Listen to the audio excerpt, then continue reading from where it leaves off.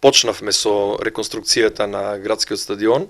и тоа почнавме со оној најлесниот дел, односно тоа што беше подхитно што моравме да го направиме како задолжение од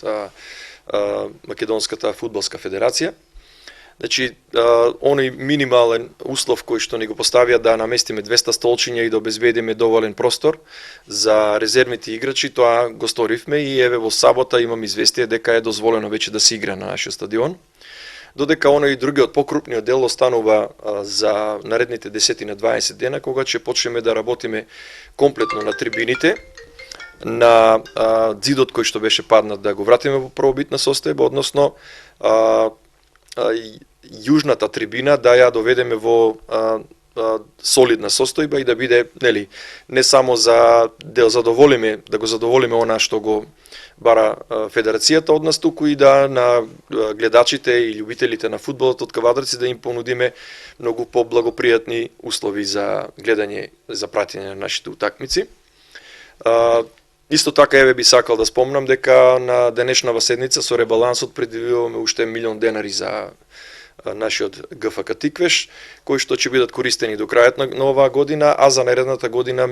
планираме уште минимум 3 милиона денари од локалната самоуправа и се надевам, еве, истовремено и да ги поздравам мерките кои што ги промовираше неодамна нашиот председател на партијата, во кој што мислам дека голем дел од бизнис секторот кој што истовремено сака да оствари одреден интерес, меѓутоа и фудбалскиот клуб да биде негова подвижна реклама низ целокупната Република Македонија, мислам дека се создадени идеални услови да дел од добивката кој што тие имаат да ја насочат кон ГФК Тиквеш, а со тоа нели да си остварат и своји финансиски цели.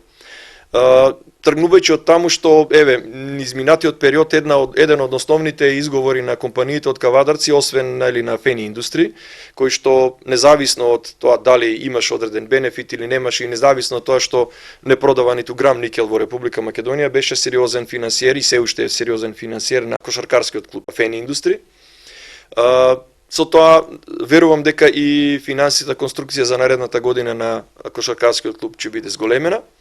Меѓутоа, моето главно размислување е околу ракометот и фудбалот, каде што еве се отвара една голема можност да компаниите од Кавадарци имаат свој спонзор, односно да искористувајќи ја мерката на која што ја промовира нашиот председател, кој што во иднина треба да се имплементира, да тие бидат финансиери на клубовите во Кавадарци, а со тоа нели да се направи една финансиска инекција, што мислам дека е неопходна на сите фудбалски, па и ракометни и други спортови во Кавадарци и пошироко.